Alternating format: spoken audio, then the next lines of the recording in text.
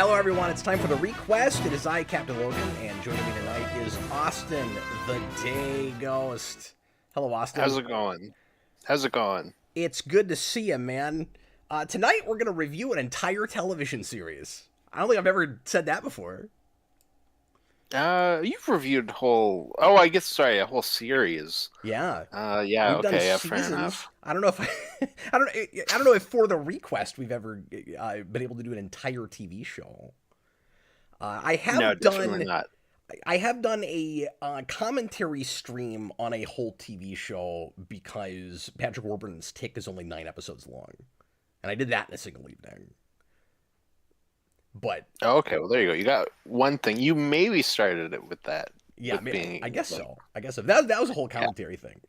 But anyway, so we ask with TV shows usually for a pilot and maybe the next episode or two. But we made an exception for this because it ends up being the length of basically just a long movie. So this is Garth Marenghi's Darkplace, and it is 6 episodes, 24 minutes a piece, and this aired on British television in 2004, and Austin is a thing that I had never heard of. And I gotta know, was this on your radar at all? Had you ever heard of this? Well, when you said it last week, I did say that it sounded familiar, and there was a line specifically. It was the subtext line, and I was like, "Oh, I've seen this clip, but out of context." So I'm like, I don't know if it's that because I feel like a friend of mine sent me that, so I don't know if he was like, "Hey, this is a show I like," or if he just sent me that scene out of context. So like maybe. It's so in your wheelhouse. It's so in the milieu of stuff you like that I'd be shocked if you'd never touched it in any way. It Hmm. seemed like the kind of thing somebody would have sent you at some point. Yeah, no, I like I said, I definitely saw that scene out of context, but that was about it. So this was requested by Jojiera, who requests a lot of obscure stuff and usually Japanese stuff. I was really curious to get British comedy from him, and of course, I like a lot of British comedy stuff. And I mean, you know, like with anything, it can be hit and miss. So I'm seeing this being a like off the beaten path comedy series, and I'm like, ooh, that could go either way. Like if it goes too raunchy, or if it's too British, we're just like people are talking too fast. They're using really thick accents, talking about stuff that I don't know anything about. It may not quite tickle my fancy, but he seemed pretty sure that this would be fun for us to talk about. And anyway, I'm gonna read his super chat that he just dropped. He put in a $10 super chat, and he's like doing a thing. He says, "I'm Jojiera, supporter, Dreamweaver, visionary, plus actor." You gotta love plus actor. You're about to enter the world of one of my favorite shows. You are entering my dark place.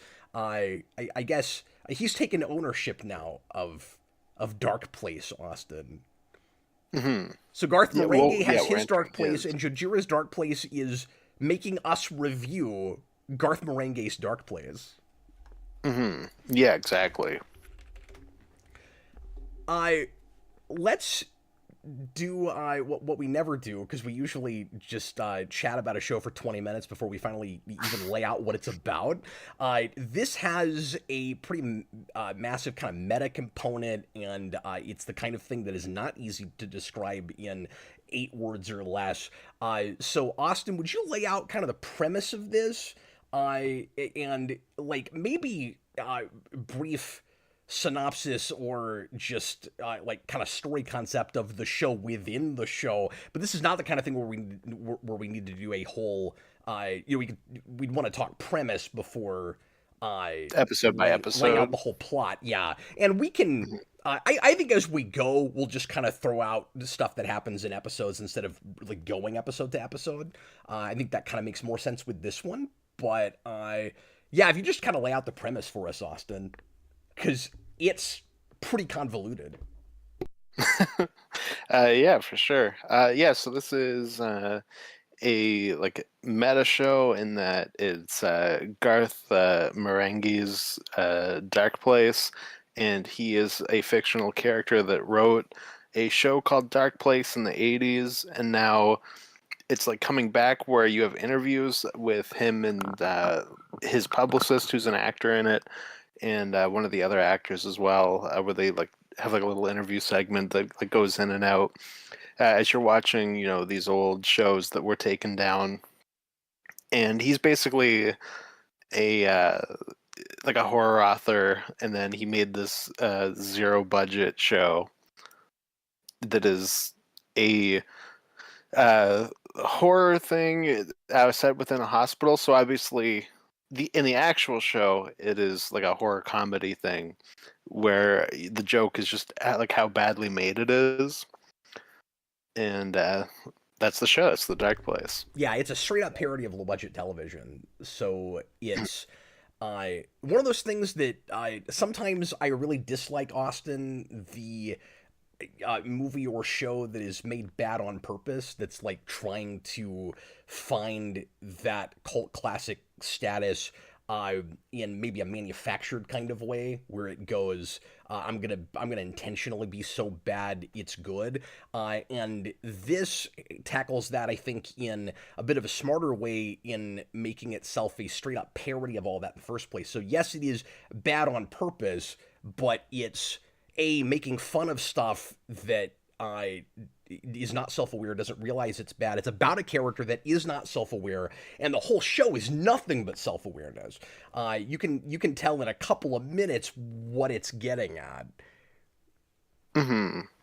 Yeah, and that's something that I really hate, is like the kind of on purpose like bad stuff. Like I love bad material, but I hate when we try to make bad material. And it didn't really break through that for me. Like, it still fell into that, but I also can look at it and say it's well made at the same time. Well, yeah, and that's what I was gonna say. Is my B with it is, Mm-hmm. it is very clearly competent people who know how to authentically make something the way people at that time would have made that, but in a Mm-hmm. tongue-in-cheek enough way that you also see the joke within it. Mm-hmm. Yeah, for sure. For sure. So I can appreciate it on that level. I just never really find it funny, and like I feel like it's the same joke over and over. Oh But wow. um, I thought well, this yeah. would I thought this would really grab you. I'm actually surprised to hear you say that. No, I was surprised too, and like pretty quickly I was like, uh-oh. Oh no. So in the back of my mind I thought there was like a 10% chance you might have that reaction to it. Um Mhm. it got me pretty hard at the start, Austin, and I will say it ran Mhm. out of steam. So For sure. I liked the premise of it a lot. I think it's, if I watched this a lot, I think it would be immensely quotable. And Mhm. I think the setup is kind of genius, and I'm, like I said, really buying the authenticity of the period. I find it shocking, looking at this, that the whole thing is made in 2004. It's actually really impressive to me, and Well, I think they shot like on like older cameras, like with film and whatnot. I Like didn't know that. I That's cool. think I think I looked at like I did like a little bit of research, but I think that's why it didn't get another season, is it was like way too expensive to make. Yeah, well, and apparently nobody watched it.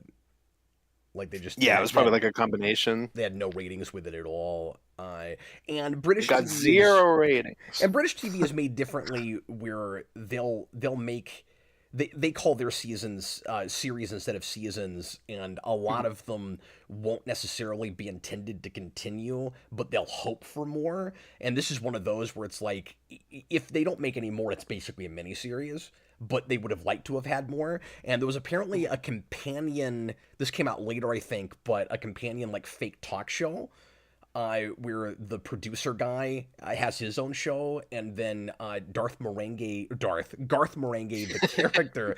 Uh, Darth Marenghi does sound like a Star Wars See, villain, though. it's Let's be called honest. Darkplace. There's a D in there already, and it's dark. So I've been all day long having a hard time not accidentally calling it Darth Marenghi. Anyway, so Garth Marenghi apparently bookends that show as the interviewed guest.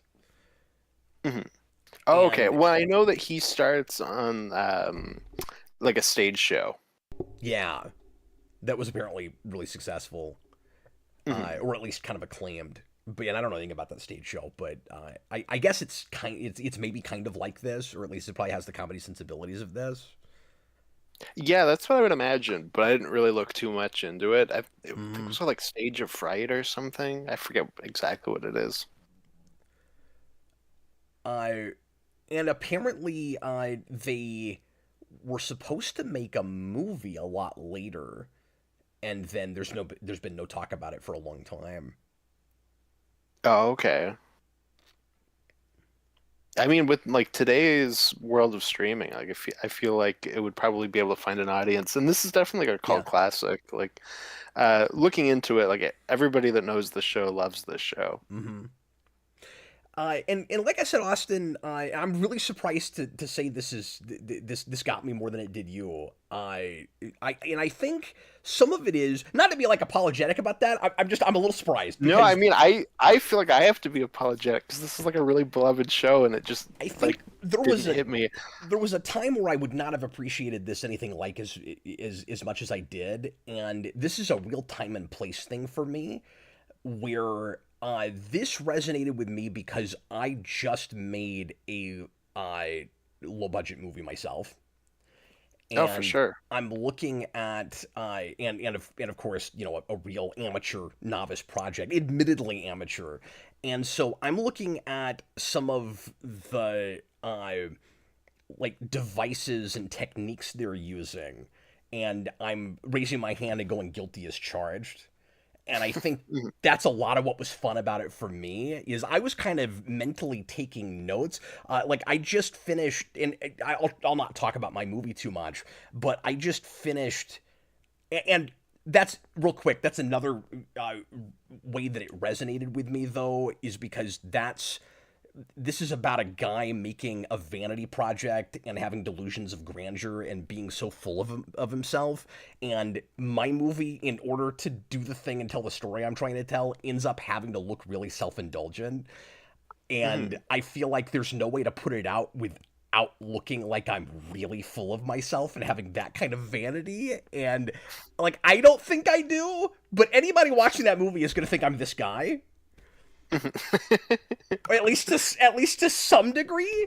And all of that was just really fun for me. And so like we just finished the rough cut of Rewind the movie last week, and so I'm not completely finished with it yet. And I was taking mental notes going, okay, here are ways to make it look at least less amateurish than this. Like I was having a hard time not making this the standard now for my movie, where I'm like, oh, I know I've got a couple of places where I had to ADR dialogue in with a mic in a setting that does not sound enough like I'm there, and I'm gonna have to try a little harder because I don't want it to sound like this.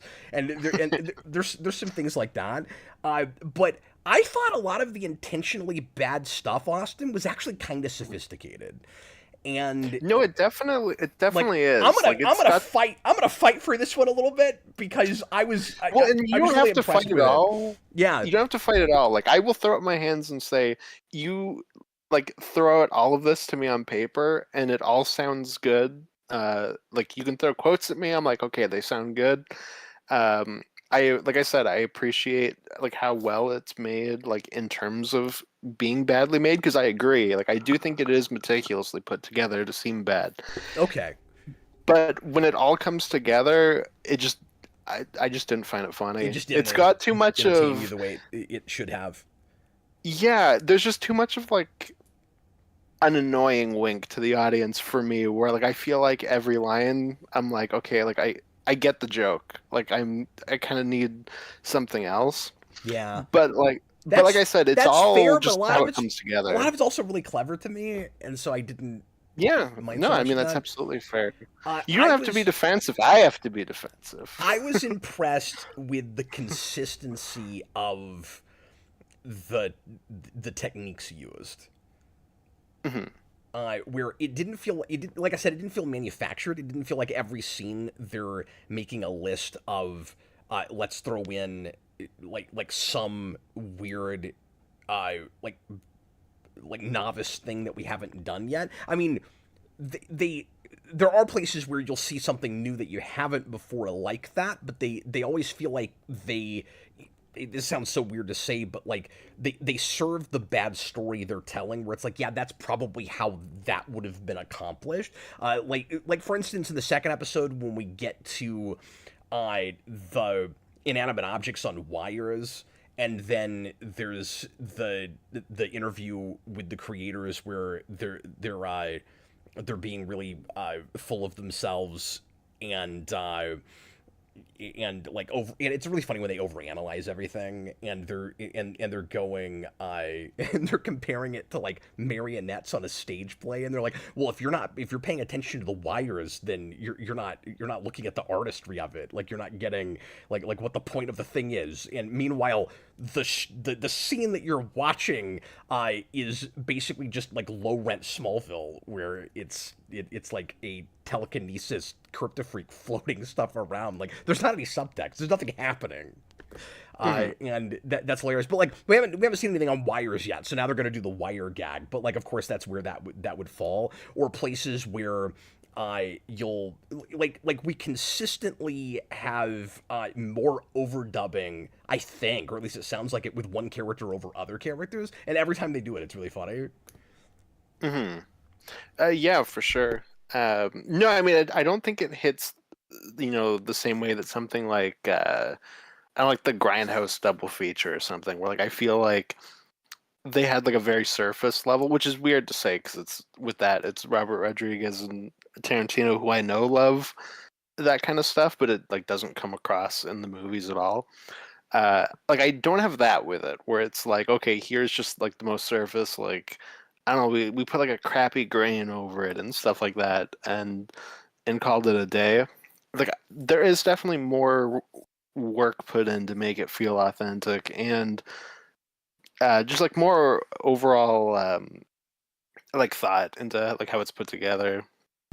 Well, Like, I do think oh, it sorry, go works. ahead. Sorry, I do think it works great as a parody of uh, like low budget TV from that period. And I also appreciate that it's not just looking at British stuff, because that would have been kind of over my head. But they're going, well, let's like mix genres that don't go together and treat ourselves like we're brilliant for mixing things.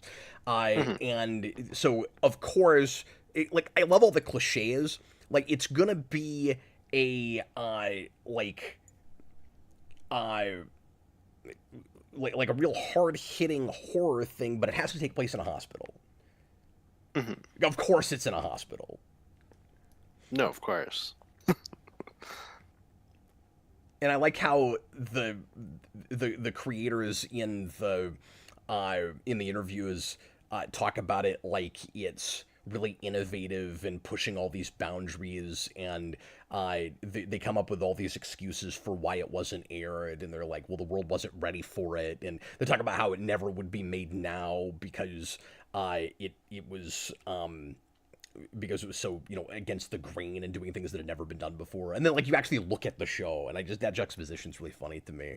And it's like, well, yeah, they are doing all these things that you'd never put on television because they're stupid, and of course you wouldn't put them on television. Mhm. And like all of the subtext of it is obvious, and the funniest stuff to me, Austin, is when they get like faux serious. Uh, like faux dramatic. So you get the goofy horror stuff with like people exploding and creepy weird things like the eyeball baby. But then anytime you get into like serious quote unquote like dramatic pathos with the main character, Mhm. and he just gets like really sad and introspective, and you come up with a ridiculous plot point, like really contrived to give him some kind of sad tragedy. Like that's always funny to me. Mhm. Yeah, and I mean, like, I do like that kind of stuff. Like I said, you throw jokes at me, and I go, like, that is funny. Like, I can see why that's funny. Uh, so when I was watching, because I watched it on YouTube, and with each episode, I was looking at comments because there'll be everyone being like, "Here's like my favorite bits," and I was kind of studying over them, and I'm like, "No, I get why that's funny. It's just not making me laugh." Like, there's a part where they're in a bar and they start fighting, and the publicist guy who's like always at the desk, he like kicks the door open, and he's got a shotgun and he shoots it twice into the ceiling and says, "Stop fighting, this is a hospital." And behind him there's a building that just has cigarettes. I'm like, I missed that. that's hilarious. Didn't make me laugh. I don't get it. I don't know. Yeah, is it just because you're not liking the context of it? I don't know. It's just like just like I said, there's just like a flavor to it where I'm like, I feel like every single joke, like it's too just like just winking at me, like, "Isn't this funny?" And I'm like, well, not when you do it that way. Like, it's the type of thing where most of the jokes I think are more funny if you were to take that exact thing and put it into something more earnest and not like a parody. Okay. Yeah, and I don't know, it just didn't like land. Yeah, like we just had totally different experiences with it then, I guess. Hmm. Like I said, I don't mean to just repeat myself, but it does run out of steam. Like I thought the first couple episodes, maybe just in premise and stuff, were kind of more fun than some of the rest of it. And then you'd have kind of one note things where the basic idea is pretty great, and then I wasn't as into the rest of it as I wished I was. And so then it just becomes more about like moments and funny lines of dialogue and stuff. Like I really like the idea of the like racism against Scottish people episode. Like I thought that was a really funny concept. I and it was just kind of drawn out to me. That was just it was sort of stretched. I liked how long it took before I knew what the racism in it was.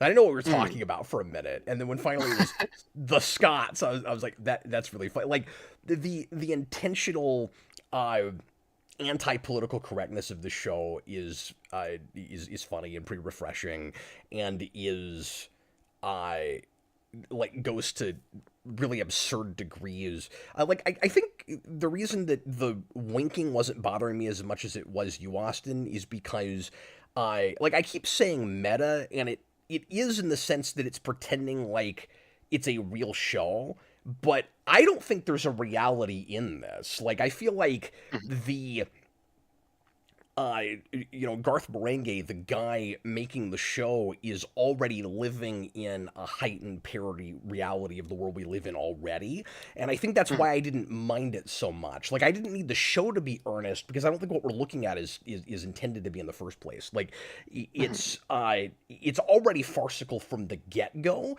And I was off to the right foot with the bookends. Like when he starts talking like he's the Crypt Keeper or something, or like Todd McFarlane with the Spawn Show or something, I was with it straight away.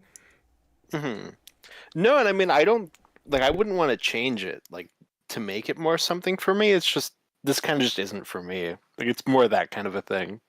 Well, it isn't me really either, I but it won me over real fast. You know what I mean? Like it's funny because subject matter and stuff, it is more your thing, and it's not mine. And when you get into some of the somewhat more potty humor stuff with it, of course, I'm not into as much. I don't care as much. You have a whole episode with a constant running gag about a pubic hair, and I was like, I don't need that.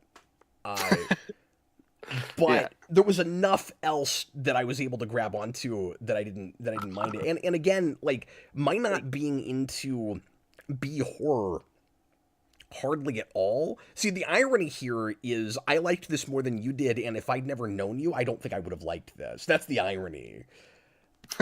That is funny. If I'd never gotten into Red Letter Media and watched Best of the Worst, I would not get this show.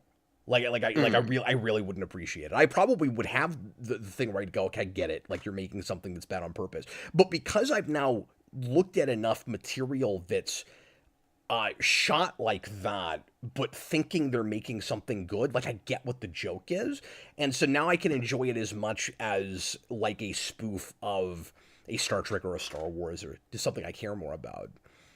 Mm. Yeah, for sure. And I think, with me in terms of that, like it's just it's hard to spoof something that's already funny. You know what I mean? Where I go, oh, but it's not funny when you make fun of it. Like it was funny the way it was. I don't know. That's just kind of how I feel about that kind of stuff. Uh, so a lot of the times when we try to do it, it just doesn't land for me. Well, and maybe And there are exceptions. Like I adore Ed Wood. I think Robert brought that up in the comments, and yeah, he did, that's my favorite Tim Burton movie. So like, and I still there haven't seen are it. a few things that crack through that. Well, and I think part of the problem between us might be I've now seen enough of this kind of thing to appreciate this, but if I'd seen more, it might not be as funny because a lot of the the techniques like it got me immediately in the opening of the first episode of the like the actual Darkplace show with the hands in the shot when they drop the cat, Mhm. and just straight away I'm like, oh, okay, I see what we're doing, and I from from there on I was looking for all that stuff, and it felt both maybe this is going to sound ridiculous, but it because it's a parody, because it's spoofing the whole thing, it felt authentic, like in what the mistakes looked like, but it did feel exaggerated. And Mhm. maybe the problem for you is that you've seen enough of this stuff that it didn't look exaggerated. Uh, I don't know, because I mean, I do have that. It also to me kind of felt like But you're saying like it's uh, already funny, so you can't make fun of it, and I'm like, but I mean, I've seen things mhm. that do that that work because they just go so much bigger with it. Mhm. Yeah. No, I mean, like I said, I've also seen things that make it work. Um, No, it also reminded me of like the type of show you would see in like a Remedy game, like the guys who made like Max Payne and stuff, where they would film like soap operas and like Twilight Zone stuff and like have it playing on TVs in the game, and like they would make like a full episode that's like I don't know 5 minutes. It also kind of reminded me of that type of thing, and I think Yeah, go ahead. no, I was just gonna say, and I also feel like I would appreciate this more if it wasn't a full show, where like I would probably enjoy it more if it was like something shorter like that. But like I said, I also wouldn't change this. It's just like I just don't think it's for me. So I gotta say I I think I was kind of taking it warts and all because there there is a version of this I would like a lot more, and that is if it was leaning more on the mockumentary side. Because I thought a lot of the funniest stuff in it was the interviews, and I thought those I did guys have that, yeah. were really good. And I couldn't tell how much of it is improvised, but usually those kinds of things, you start with sort of a series bible, and then you would ask those guys questions and let them go and let them riff in character. I got the sense that's what we were doing. I don't know that for sure, but if that's what they were doing, they're both. I guess all three, because all three of the principal actors. Eventually, you get to see all of them in the, uh, Except for the actress, she's dead. right. But the three male principal, yeah, right, and under suspicious circumstances, and one of those guys probably killed her or knows where she's buried, or no. There's the whole thing about if she's buried. See, I thought you would like this more just for the sexism, But like I just for the said, intentional sexism.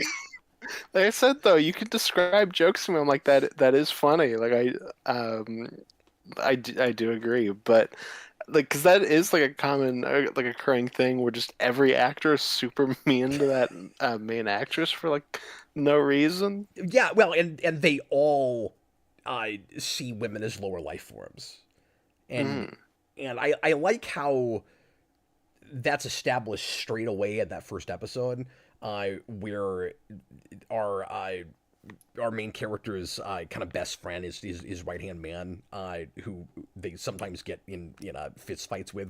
We're told that right away, and then we see it happen later. There's not like decent sense of continuity, while there's also intentional discontinuity, which is a thing that I thought was fun with this. But anyway, straight away, he's really condescending to her and is saying like the first thing he says is, "Oh, you're a woman," and then she's like, "I hope that's not a problem." And he's like, "No, we have we have plenty of skirts on the ward."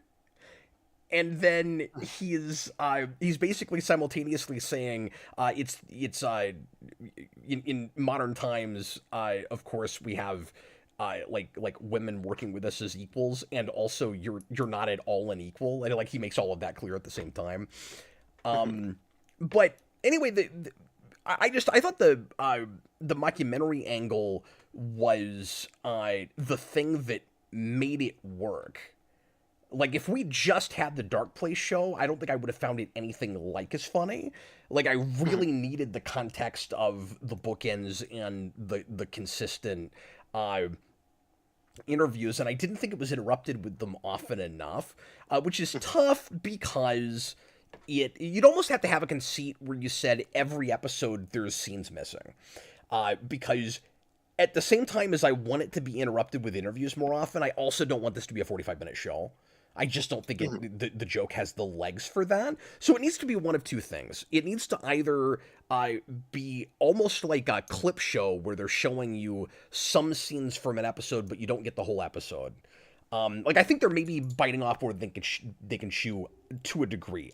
I still really enjoyed this. I laughed a lot, personally, especially in the earlier on, but every episode had something in it.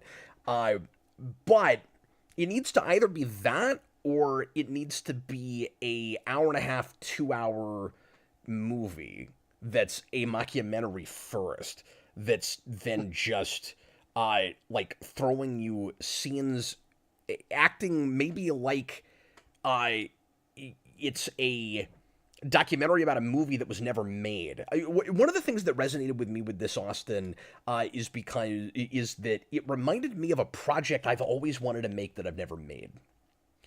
I've talked about this on the channel before. It's been a long time. Like, it's weird because the horror part of this is not at all my wheelhouse, but the convoluted ultra meta thing it's doing is very much what I like to do. And like Spawn Year and the Superhero Rewind movie are both doing stuff this is doing, which makes me both happy and embarrassed, all at the same time. And I had, if you don't mind me pitching you this real quick, Austin, years ago, back in high school, and I still think about this, I've just never done it. I had this amusing notion of making a project. I don't even know if I can call it a movie. A project called Special Features, which would be all of the extras that would go on the DVD for a project that you never make. And so you'd have to glean from the context of the made-up interviews and the behind-the-scenes featurettes and bloopers and all of that stuff, what the actual project was. And I always thought that would be really fun. And then the question is, do you make it movie length and you just string all the features together? Or do you just make it a physical disc that you have to put in your player and then you can watch all the segments in any order you want to? I kind of like both of those ideas. But this is exactly that, except you have to sit through the episodes. Mm-hmm. And I wonder if it would be a little bit more effective if it was closer to the thing I'm talking about. Maybe. I did also wonder if it needed more of the mockumentary thing, because I do agree. That is the thing that kind of staples it together. It doesn't work without them.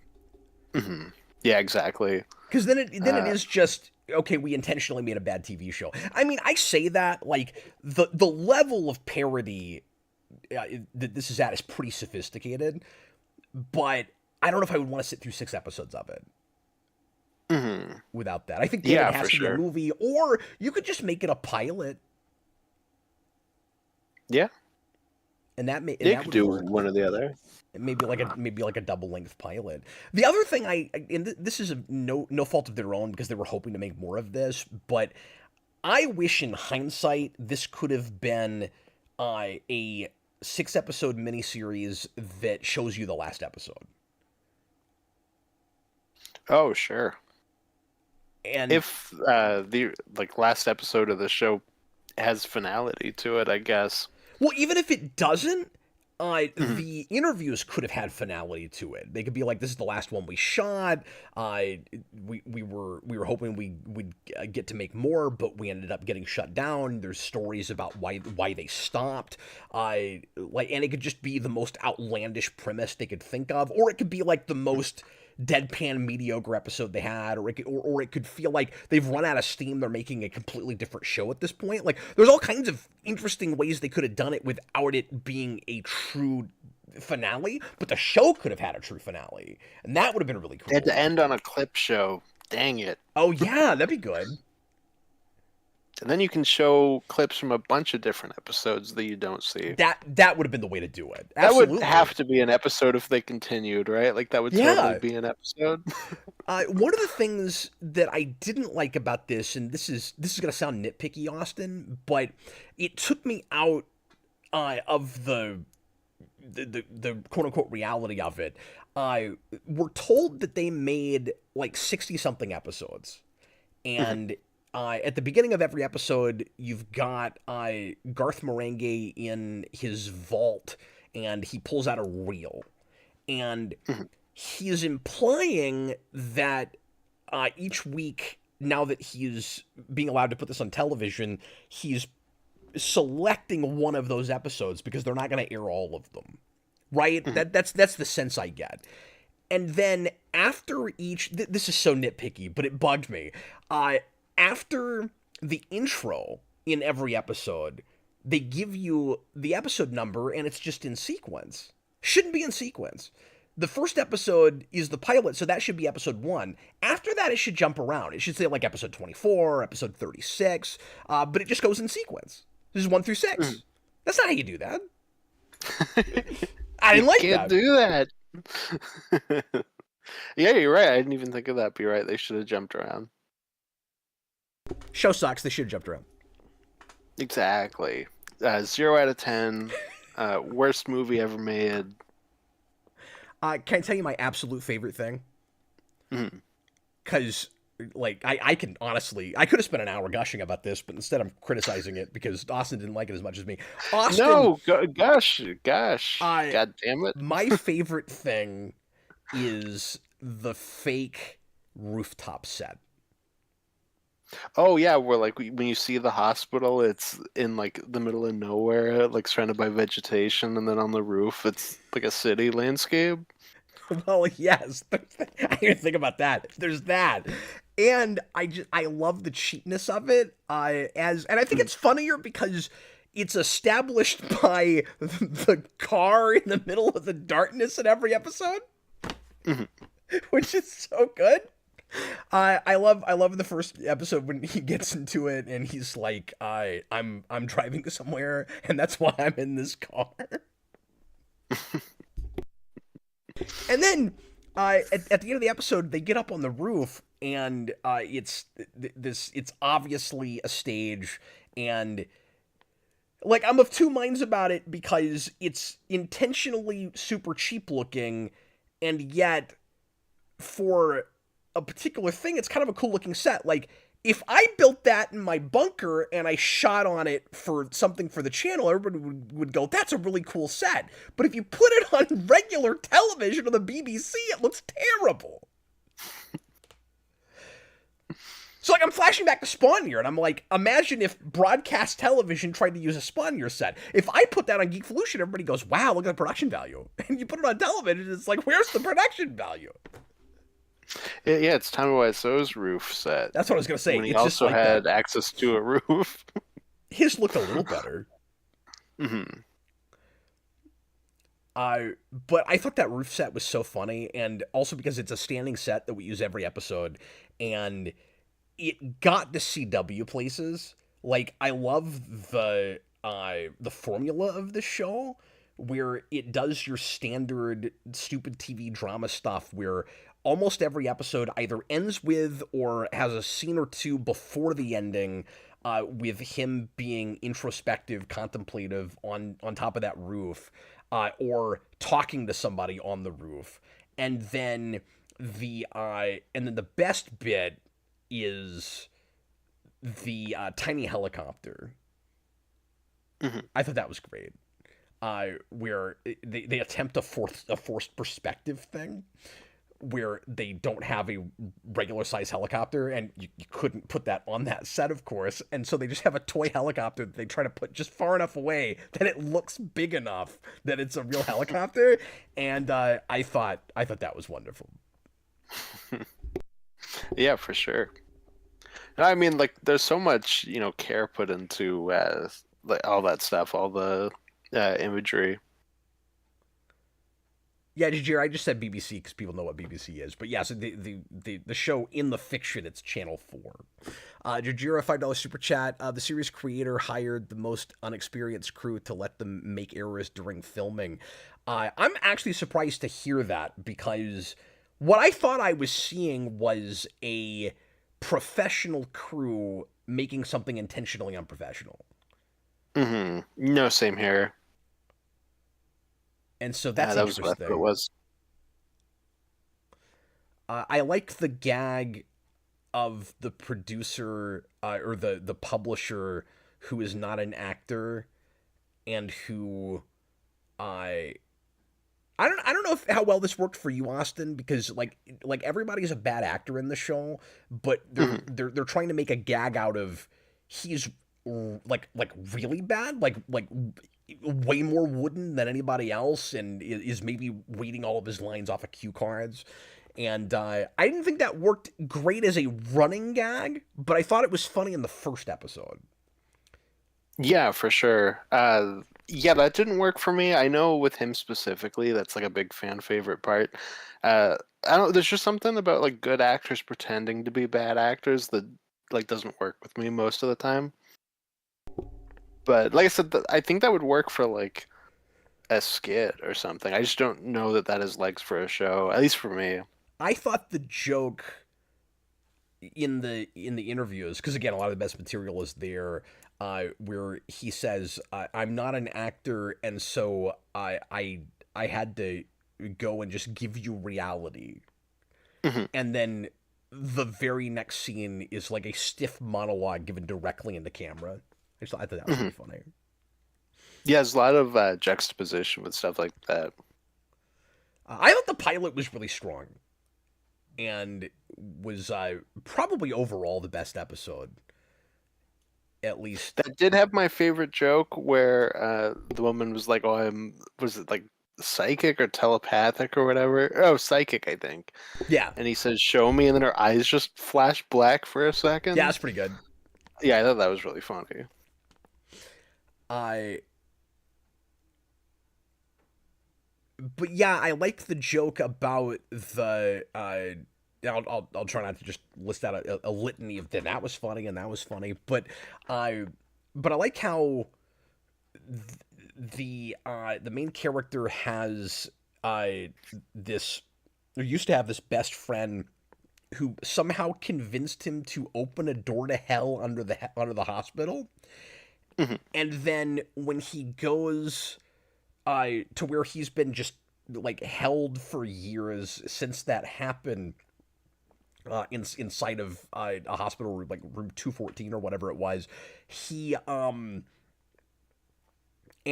then he ends up exploding, and they have all that talk about um like whether Garth and Marenghi like had known anyone who exploded and was like writing from personal experience. I thought that was great. But I thought it was funny that when all of that was said and done, we're talking about how great of a friend that guy was. Like, we're just completely ignoring the fact that he convinced the protagonist to open a portal to hell.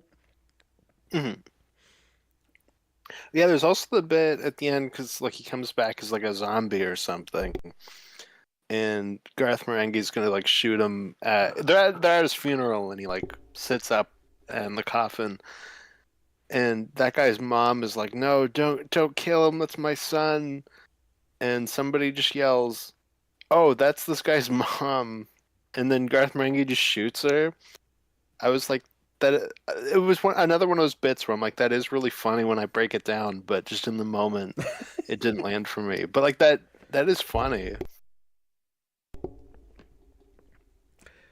Uh, yeah, I kept looking at this as like a dark comic character study of a like really delusional uh like a really delusional creator who again has delusions of grandeur and is like looking for his legacy, and he is kind of a Tommy Wiseau type, or one of those guys that like the guys on Best of the Worst are always talking about with vanity projects that put out like a lot of movies that are like starring themselves and they're writing it and they're doing everything, and it's this like really sad, pathetic kind of character study, and so but like really really over the top and farcical. So you can read so much insecurity into the man through what he gives for his main character, who's Mhm. this like absolutely perfect kind of. I mean, he's not a woman, but kind of a Mary Sue type. He can do anything. Uh, but also a lot of his flaws are like accidentally inside of that character because he's writing them and he's so close to it and doesn't have any sense of self-awareness that he doesn't even realize how terrible he's making his own fictional character. uh, and I thought all of that was pretty sophisticated. So he's like I think a lot of why I appreciated this Austin was its grasp of why most TV is terrible. And I've spent a lot of my Mhm. career talking about bad television, and so this was cathartic to me. He's he's got to contrive, uh, like a false modesty moment or more in every episode for his main character, where he's proving to you how wonderful and altruistic he is, and it's always in the scene where he's the most assholish. Mhm. And I really like that. Where Yeah, for sure. he's got a name, he's got to drop in like some kind uh of like charitable thing that he's done, while he's also being an absolute jerk to somebody. And then meanwhile the like he's not an actual character, but or an actual person, but the real Garth Marenghi in the bookends is like touting up how brilliant he is while he's showing you how completely incompetent he is. Mhm. Uh, and I also like that it's. I mean, I guess this hits me in a lot of places, Austin, because it's also a parody sometimes of crappy fiction writing, of like bad prose writing on top of it, and you get, of course, some of that in the monologues because it's clear that he's writing about the same way in the shows that he is in the books. But like every episode opens with him reading a horrible passage that he obviously thinks is brilliant out of one of his books, and I like all the repetition and the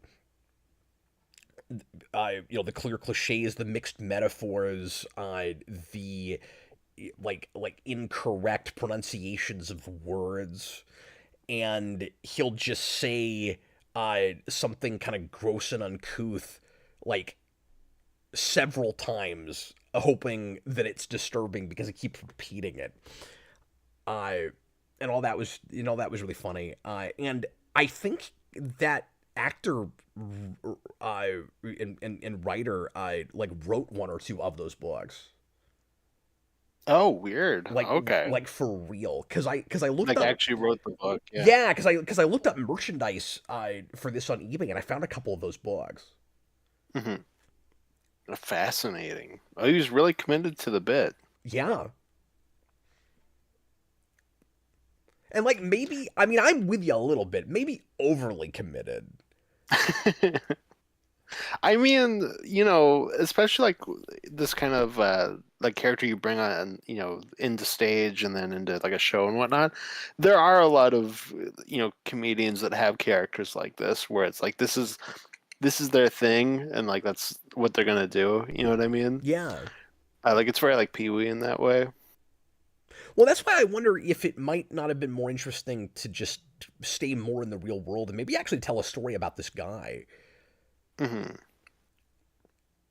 Yeah, maybe. You know, Maybe that's what the movie can be. we're like occasionally we cut to some scenes of this bad show, but it's him going out and like trying to get new work.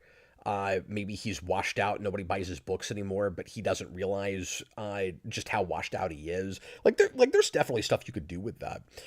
Hmm. You would risk it looking like an SNL movie because you're right. Like it does feel like a sketch in the first place. Unless that's the joke. Like you could make a movie that is a parody of like the Pee-wee movie or like the Elvira movie or Yeah, like those kinds of numerous SNL sketch movies. yeah, exactly. You could do something with that. That could be a movie idea. You know, I also wonder if this might have been, like I'm rewriting it when I say this, but I wonder if this might not have been more effective as an anthology show. And maybe that's part of why I'm suggesting that he's maybe too close to, I or like too committed to the bit of the Darkplace show, where he's got a world build both in reality in the fake reality and the fake show, where what if he did all of his world building in the fake reality and then each episode was instead more of like a parody of Tales of the Crypt from the Crypt or something, where you Hmm. win anthology with it, and then you could have your cake and eat it too, kind of Austin, where you make it like you still make it kind of badly, but the joke isn't so much like making a bad thing on purpose as it is parodying like a specific genre. Because I think that is the thing this is missing a little bit, is it's parodying. Like it's oddly ambitious for what it is. Like while it's trying to make a show that looks like it was made with $5, it's super ambitious. And part of the joke is that show was too ambitious. So, admittedly, I'm maybe like rewriting it too much when I suggest this. But if they picked more of a lane, it might have been a little bit more effective. At least for you. Hmm. Yeah, it's possible. No, I mean the anthology idea is interesting. You also maybe could have like swapped it up. Like maybe Garth Marenghi's like, oh, this time I wrote this amazing villain, so I was like, I'm gonna play this character instead. And you can like Yeah. swap the roles around, maybe. Well, and if you focused more on the interview stuff, you wouldn't have to lose the conceited uh nature of the man. Like the Hmm. point of it being his ego. Hmm. Yeah, I exactly. Because he he has that great line where he says, "I'm one of the rare writers that has written more books than I've read." I thought Hmm. that was great, I was and gonna say I figured that would be like your favorite line of the yeah, show. I loved that. And Hmm. he's written like 400 something books. Did you see the fake commercial that Jojiera put in the Discord? I saw that he posted it, but I hadn't had a chance to watch it. I Watch that actually later. I went and looked at okay. it. It's great. It's a commercial for a tome of his entire like 400 book library, Hmm. that instead of a box set is just one book that spans an entire room, and they made a Hmm. prop for it, and it's hilarious. And Oh, it's great. and it explains to you like how to open pieces of it and read it, and it's really funny. But but I'm thinking about like all the different books that he wrote and all of the stupid premises that he'll bring up at the beginning of every episode, and I'm going, you know what this could have been? I because there clearly is some Stephen King inspiration there. I this This could truly have. is just a documentary about the making of the Shining miniseries. Well, what I was gonna say is it could have been Goosebumps. Yeah, and I thought of that too, of Goosebumps. It could have been a parody of that. You still make it adult. You know, it wouldn't have to be like it's a kid show. Hmm. Because again, hard to parody that because it already kind of parodies itself. Like that's such a Yeah, silly for show. sure. Like it's kind of like making a parody of Power Rangers. Like, what's the point? Hmm. But then that's also just kind of what I have to begin with, so it's like just the same kind of thing. Robert says I should write a Todd McFarlane biopic. Challenge accepted. You should, and you should play Todd, and that'd be great. As I want to play Rob Liefeld. Uh, Uh, I will I think he absolutely should be the cast you as villain. Rob Liefeld. Do you know how hard I would work on Todd McFarlane's accent? I would put all my effort into getting that perfect. Oh, beautiful. I don't know how hard I would work at doing Rob Liefeld. I just want to scream Andor at you. I I couldn't do that without writing it pretty tongue in cheek. Like it would have to be an over the top kind of comedy thing. Like that's the Mhm. only way I would write That's that. 100% how it has to be, yeah. Like I would take a lot of cues from the Weird Al movie, maybe to the point of being as like inaccurate as possible. Well, so, okay, my idea is um, Todd is like, he just got a job at Image, and he's like, I'm going to be the next best thing. I did some failed Marvel work, but I'm going to kick out on my own. I'm going to do it. And Rob Liefeld is like way above him. He's got his Youngblood series that's doing like perfectly. Like they're making a movie already. Like it's beloved, Yeah. and Todd just can't live up to that image. That's what like 100% what you do, right? Yeah, well, I was gonna It's say hilarious. you do it like McFarlane himself wrote it, and you do like this alternate revisionist history where everything he wanted to happen happened. Mhm. Yeah, yeah, that too. I see. I'm imagining the scene too, where it's like Todd's, he's like struggling to draw at his drawing board, and he's got like a little Spawn toy that he like handcrafted, and he's like, uh, this is my Spawn toy," and like you like start to drop hints where it's like, "Oh, I also want to make my own toys." And then Rob comes in and he like smashes it with a Deadpool toy, and he's like, Spawn will never be as good as Cable or Domino, Todd. That's good. And then we'll finish this review up. But I just had this thought. So as you were talking, Austin, I had this vision of the opening scene, and Mhm. it's McFarlane on a minor league baseball team. Because I don't know if you know this, but McFarlane was obsessed with baseball and Yeah. wanted to be a major league baseball player, and went into comics because he knew he was never going to make it in baseball, and so his team is striking out, and you look at the scoreboard and it's like 9-1 or something, and you go to the dugout, and Todd McFarlane is drawing like a perfectly rendered McFarlane Spider-Man picture with the spaghetti webbing and everything. Like he's already got it worked out. And He's doing that exact, was it like 300 cover? The one where he's yes, done like that? Yeah, yeah, yeah, it is. exactly. His coach comes up to him and he says, "Wow, that's amazing! You suck at baseball. You should go do that." There should also be a scene, in Bohemian Rhapsody, when there's that really awkward Mike Myers cameo, where Oh he's the yeah, film producer, and I he's forgot like, about that. and he's like, Queen, there will never be a day when teenagers shake their head to this Bohemian Rhapsody song in their cars, and it's really awkward. Oh Uh, no, I forgot he did that.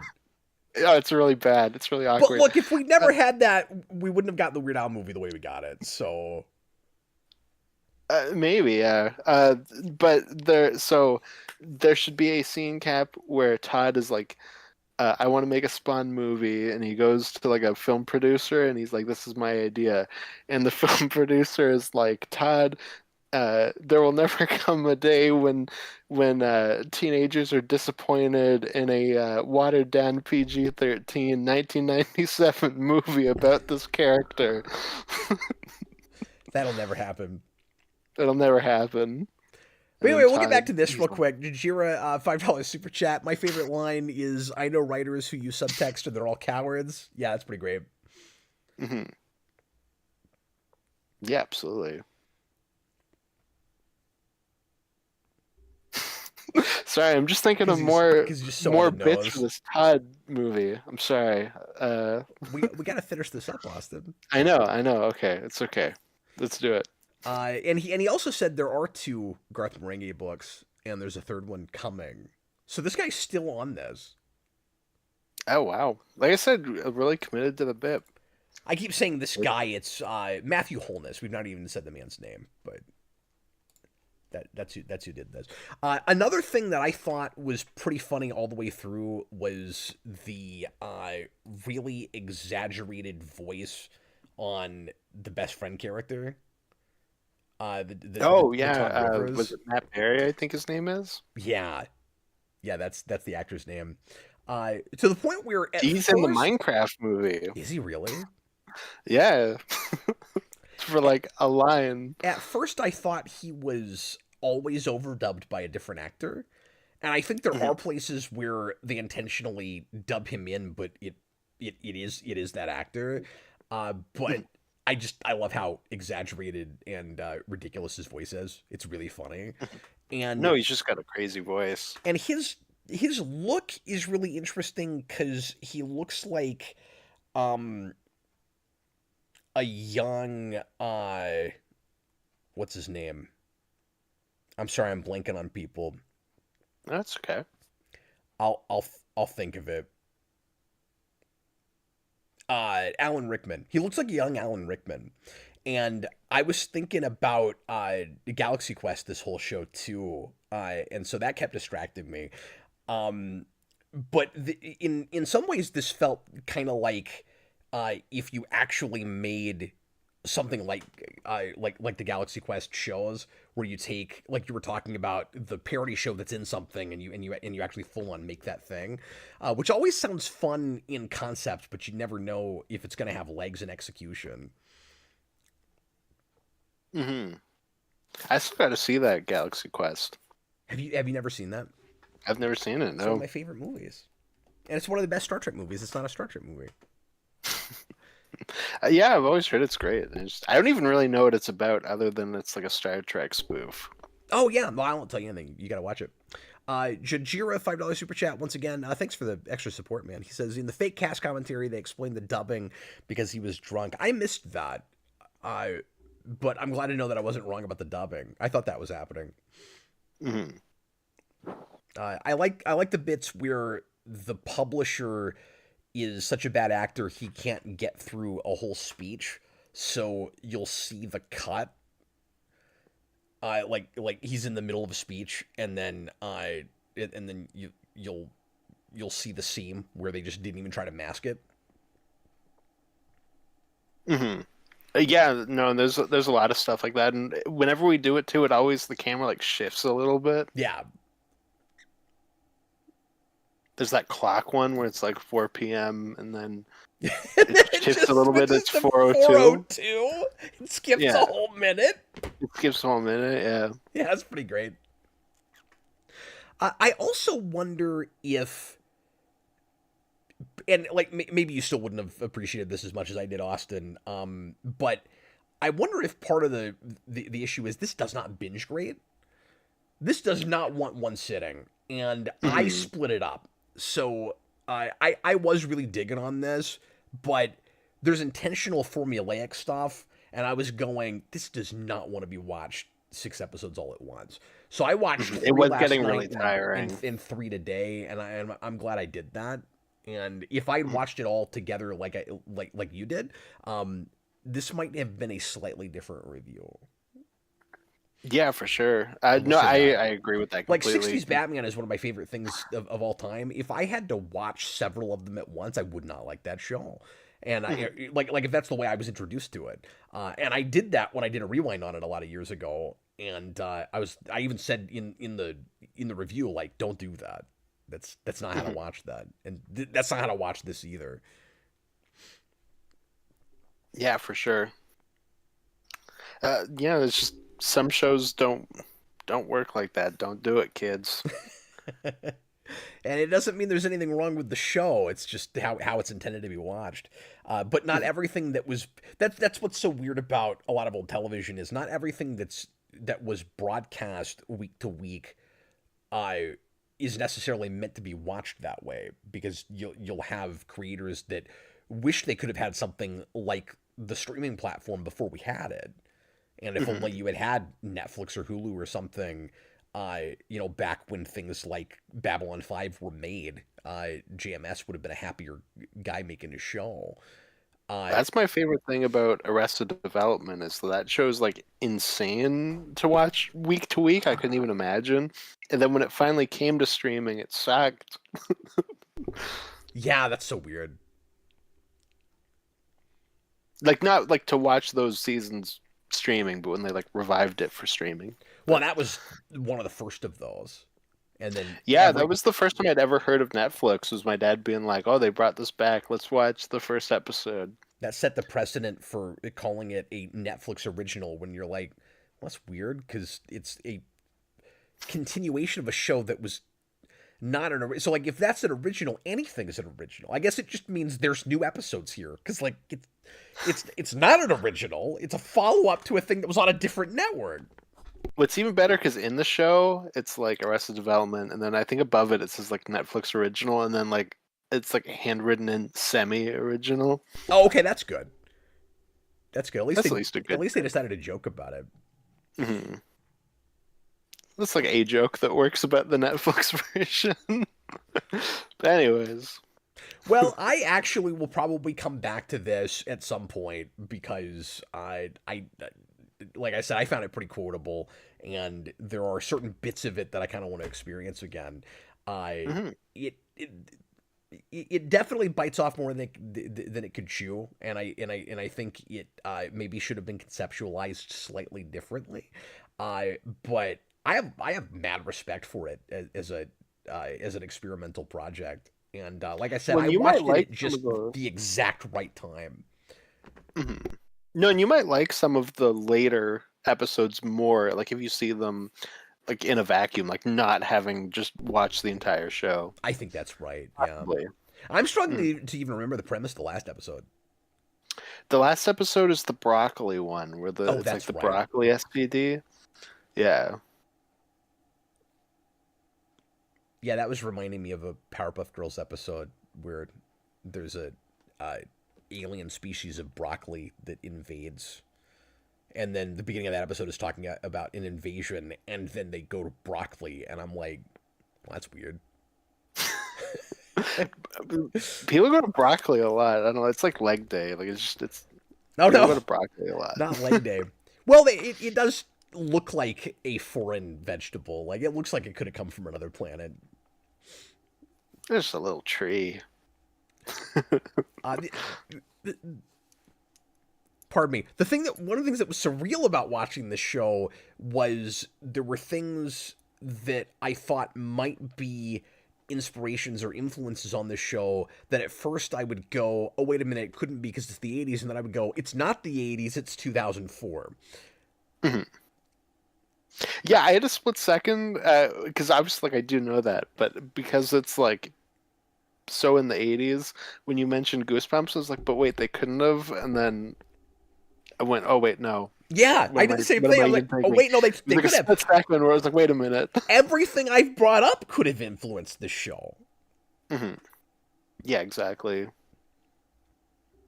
Well, anyway, Austin, unless you have anything else to bring up about this, I think we're going to wrap Uh, up. no, I'm good. I'm good. I'm just ready to go and write or co-write this Todd McFarlane movie.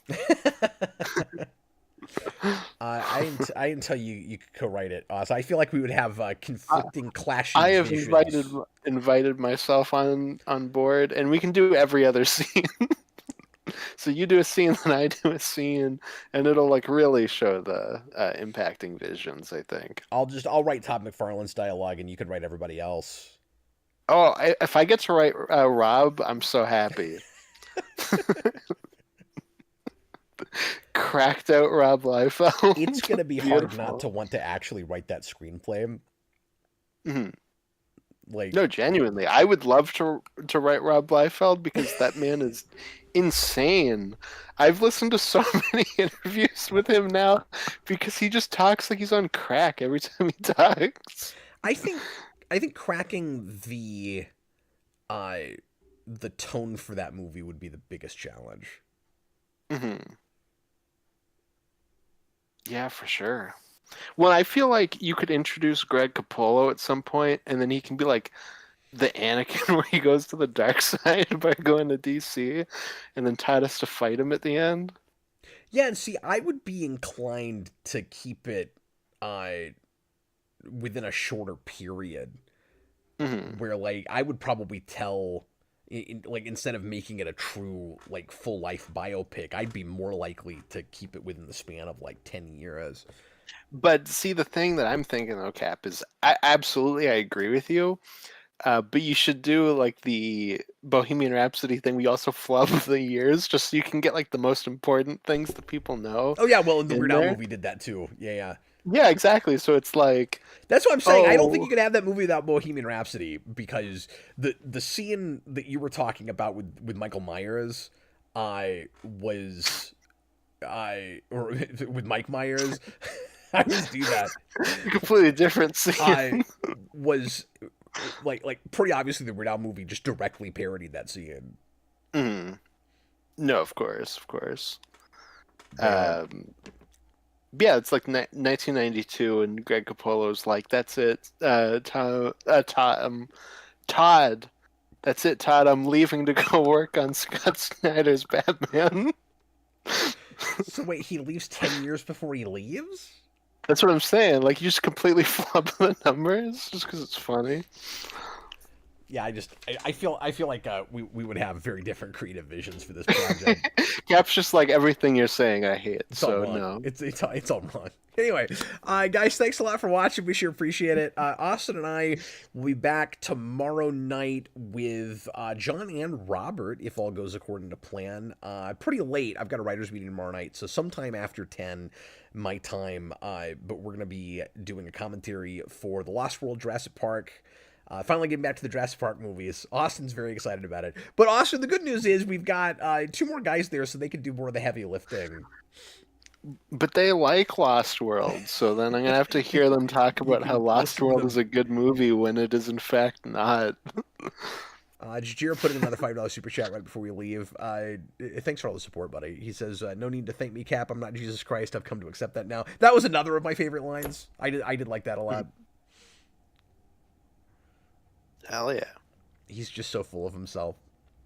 Anyway, we're gonna get going, but we'll be back with another one of these next week, and I've got to pull up my list because I can't remember who requested it. But next week we're doing the first volume of Peter David Hulk. I think it's Hulk Visionaries.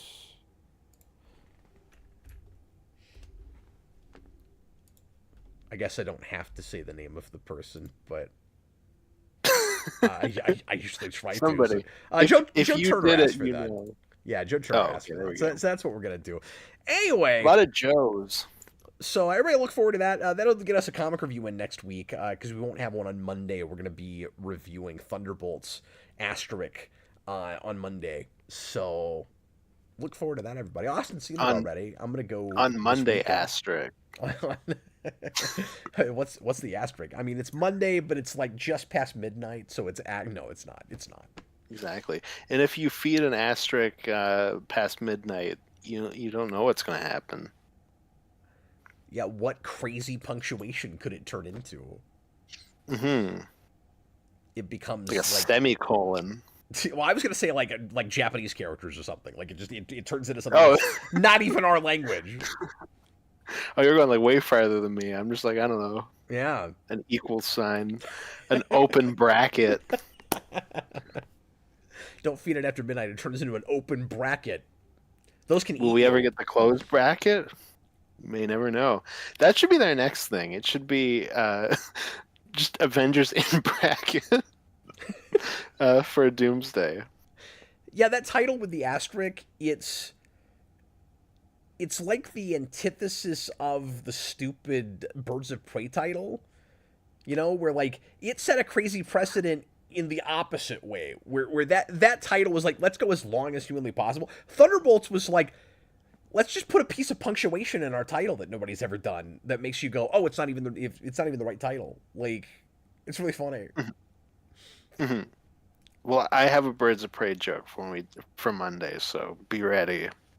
Oh, Be warned. I can't wait. All right, we're gonna get going. Thanks a lot for watching, everybody. See you again real soon. I was Captain Logan, and this was Austin the Day Ghost. Have a good night, everybody.